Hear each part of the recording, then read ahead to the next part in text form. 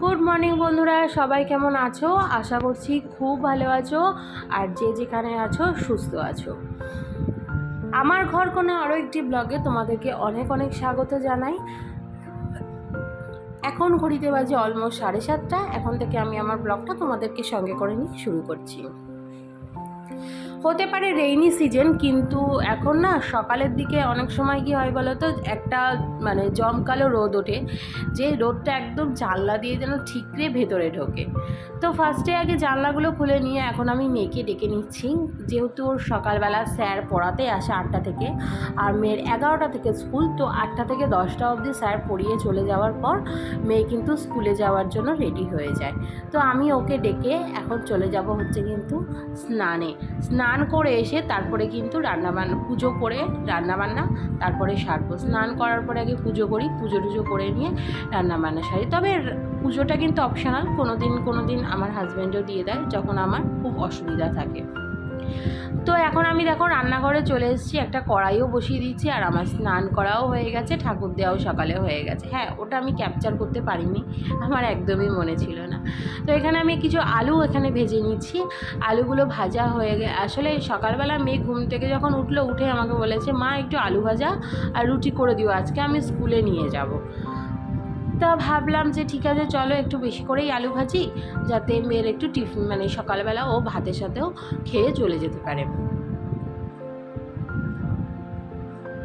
আমি কিন্তু একদম সিম্পল প্রসেসে আলু ভেজেছি, তোমরা দেখতেই পাচ্ছ। জাস্ট নুন হলুদ তেল দিয়ে আর হচ্ছে আলু পেঁয়াজ এই সমস্ত দিয়েই কিন্তু আলু ভাজবো। আর দুটো কাঁচা লঙ্কা দিয়ে দেবো, কাঁচা লঙ্কাগুলো গোটা কাঁচা লঙ্কা দেবো, যাতে একটু ফ্লেভারের জন্য, ঝালটা যাতে ঠিক মতো না বেরোয়। আসলে মেয়ে তো ঝাল খেতে পারবে না, মুখে যদি লঙ্কা পড়ে যায় অসুবিধা হতে পারে। তো তার জন্য কিন্তু আমি অল্প করে এখানে দুটো কাঁচা লঙ্কা ছোটো ছোটো দিয়ে দিয়েছি।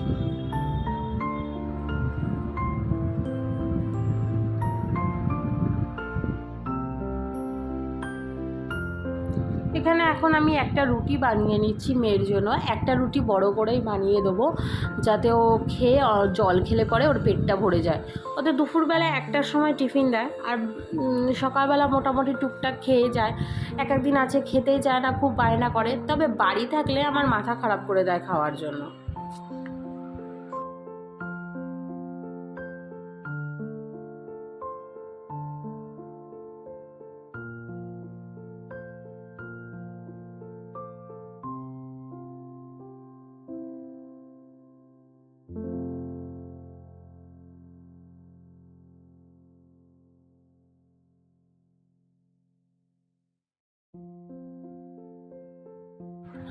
তো বন্ধুরা, এখন মেয়ে চলে এসছে স্নান করে।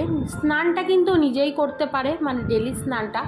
তবে মাঝে মধ্যে কিন্তু স্নান আমিও করিয়ে দিই। আসলে যেদিন মাথা ঘষা থাকে, যদি আমার মনে হয় যে ওর ওকে একটু ভালো করে স্নান করাতে হবে, সেই দিন কিন্তু আমি ওকে ভালো করে স্নান করিয়ে দিই। আর স্কার্ট বলো, মোজা বলো, জুতো বলো, সবই কিন্তু স্কুলের ড্রেস টোটাল আমি কিন্তু ওকে পরিয়ে দিই।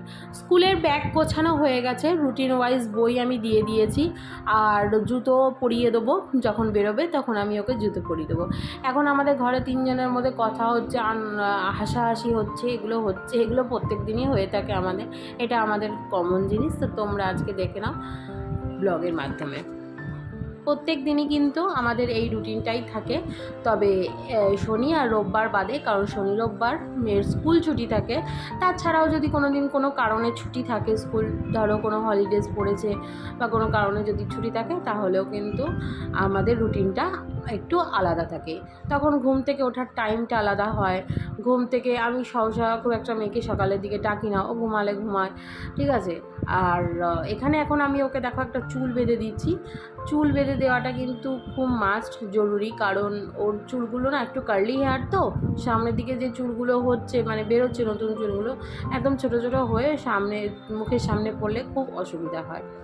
তো যত তাড়াতাড়ি তোমাদের কাজগুলো দেখাচ্ছি, তত তাড়াতাড়ি যদি সত্যিই কাজগুলো হতো না, খুবই ভালো হতো। একটু ফাস্ট করে তোমাদেরকে দেখানোর চেষ্টা করছি, নয়তো ব্লগটা অনেক বড় হয়ে যাবে। তোমরা কে কোথা থেকে ব্লগটা দেখছো অবশ্যই কিন্তু কমেন্ট করো। পুরো ব্লগটা আমি দেখার জন্য অনুরোধ রাখলাম। যার ভালো লাগবে একটা করে কিন্তু লাইক করতে ভুলো না। আর এখানে দেখো জুতো পরাচ্ছে আর ওর নিচে বেড়াচ্ছে, এটা কিন্তু প্রত্যেক দিন তাই করে। ও নাচ দেখাবে বলছে আমি বন্ধুদের একটু নাচ দেখাবো, ঠিক আছে। তো যাই হোক, এখন জুতো পরিয়ে দেবো, জুতোটা পরানো হয়ে গেলে ও স্কুলে চলে যাবে। স্কুল থেকে কিন্তু সেই ফিরতে ফিরতে আবার দুপুর 3টে বেজে যাবে। অ্যাকচুয়ালি 2:45 ছুটি হয়, আর ওর বাবা একটু 10 মিনিট পরে যায়, কারণ স্কুলের কার্ডটা নিয়ে যায় না, তো তোর বাবাকে যেহেতু চেনে পাড়ার, তো পাড়ার মধ্যেই স্কুলটা, তাই ওর বাবাকে ওর হাতে দিয়ে দেয়। আচ্ছা, মেয়ে চলে যাওয়ার পর এখন আমি ঘরের কাজগুলো করে নিচ্ছি। ফার্স্টে আগে বিছনার চাদরটাকে ঝেড়ে নিচ্ছি, কিন্তু এই চাদরটা তোমরা দেখবে আমি কিন্তু পরে কিন্তু আর থাকবে না, চাদরটা কিন্তু চেঞ্জ হয়ে যাবে। তারপরে ঘর ঝাড় দিয়ে নিয়ে আমি যখন রান্না বসাই, রান্নার ফাঁকে ফাঁকে কিন্তু এই কাজগুলো করি। প্রত্যেক দিনই কিন্তু আমাদের প্রচুর কাচা থাকে, প্রচুর কাচতে হয়, প্রচুর অনেক জামা কাপড় আমাদের তিনজনের, মেয়েরই প্রায় 3-4 সেট প্রত্যেক দিন লেগে যায়। বাচ্চা মানুষ এটা ওটা ফেলে নোংরা করছে, এই করছে সেই করছে। তো এই কাজগুলো কিন্তু আমি একদম তোমার যখন মেয়ে যখন চলে যায় তারপরে কিন্তু এই কাজগুলো আস্তে আস্তে সারাদিনের সমস্ত কাজগুলো সারি রান্না করতে করতে সেরে ফেলি। তো এখন দেখো এগুলো কিন্তু আমি এখানে মেলে দিচ্ছি, যাতে একদম জল চিপে চিপে যাতে তাড়াতাড়ি করে শুকিয়ে যায়। কারণ বর্ষাকালের ওয়েদার তো, যখন তখন কি বলো তো বৃষ্টি নেমে যাচ্ছে, এই ভালো রোদ্দুর উঠছে, সুন্দর মেঘ করেছে। আর তোমরা এখানে ক্যামেরার মাথাও বুঝতেই পারছো যে এখন কিন্তু খুব একটা রোদ নেই, মোটামুটি ওয়েদারটা কিন্তু একটু মেঘলা মেঘলা করেছে। আর এই বারান্দাটা আমাকে প্রত্যেক দিন ধোয়াতে হয়, প্রত্যেক দিন। আমি যখনই এখানে মেলতে আসি তখনই কিন্তু বারান্দাটা আমি প্রত্যেক দিন ধুয়ে দিই। তবে বর্ষাকালে জানো তো আমার এই বারান্দায় না সারা দিন জল থাকে। তো চলো আগে রান্নাবান্না কমপ্লিট করি, তারপরে দেখাচ্ছি তোমাদের। দেখো 3টে বাজে, এখন কিন্তু আমার মেয়ে স্কুল থেকে চলে এসছে। ফার্স্টে স্কুল থেকে এসেই আগে ওর একটাই প্রশ্ন থাকে, মা তুমি কী রান্না করেছো।